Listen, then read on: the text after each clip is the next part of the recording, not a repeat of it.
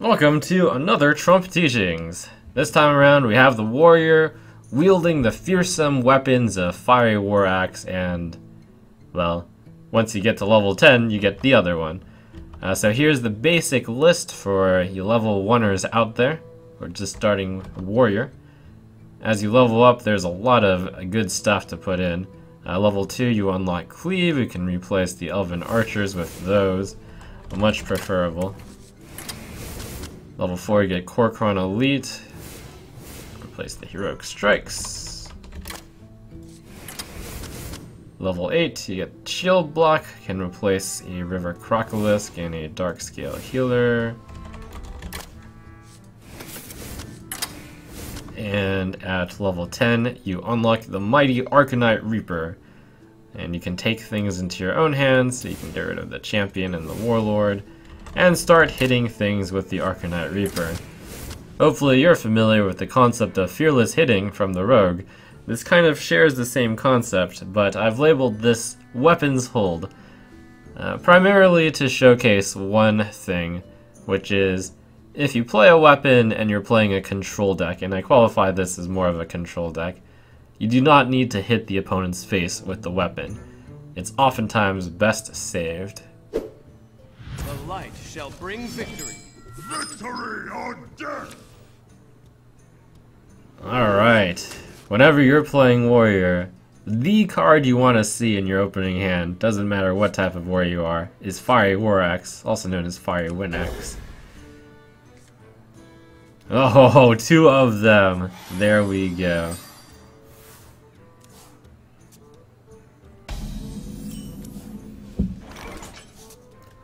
Weapons are one of the warrior's strongest points. If you thought Fireball from Mage was strong, Fiery War Axe does the same amount of damage, 3 over 2 turns, for 2 mana. That's insane. Now, what I wanted to emphasize in this particular game is weapons hold. When you have the mana, you should feel safe to just play the weapon and don't attack the face. Hold it, because it is 3 damage for 0 mana if you plant the weapon down and then you use it the next turn. And that is really efficient. So now, without spending any mana, I can just kill this Morshire Cleric, which would otherwise gain him a tremendous amount of card advantage if he had attacked into the Crocolisk and then healed, for example.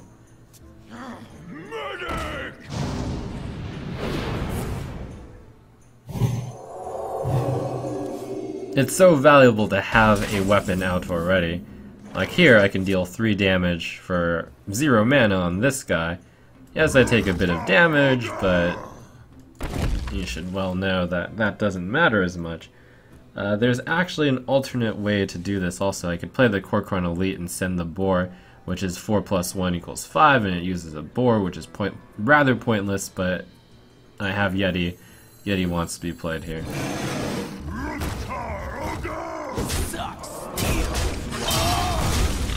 I guess I should explain why Yeti wants to be played. There's slow cards and then there's fast cards. The Yeti is a slow card, the Corcoran Elite is a fast card since it's charge. When you are a control deck and you don't need to play a fast card, it's usually better to play a slow card, so a slow card can work for you moving forward.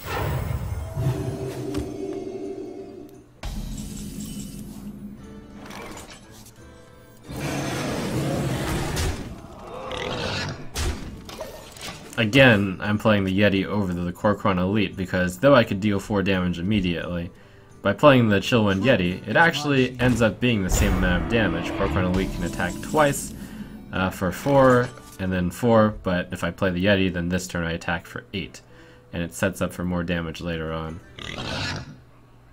Always great to break a Divine Shield with 1 damage. Fiery War Axe. Help kill this, and then my choice of any of these 4s. As the opponent looks rather low, I'm going to try to finish him off with the Corcoran Elite.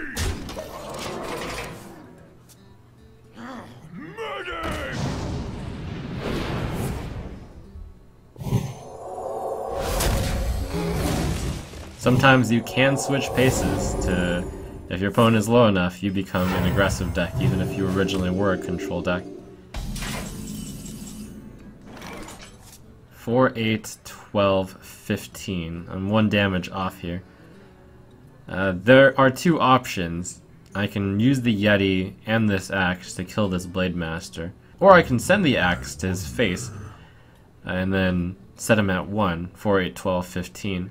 Or I can hold this axe because it provides extra flexibility, because it's possible he heals out of range, in which case I can't finish him off with the axe anyways. And I'm going to armor up instead of play this Bloodfen Raptor, because against the priest, if he is going to be able to survive this turn, he will kill everything with Area of Effect, and Bloodfen Raptor would simply die to it.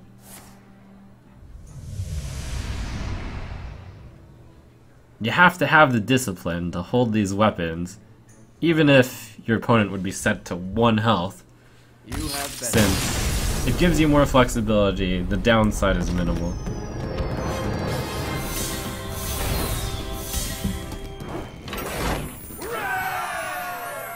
And here's a deck that's on the rather extreme side of control. It deals with early game threats with efficient answers such as Fiery War Axe.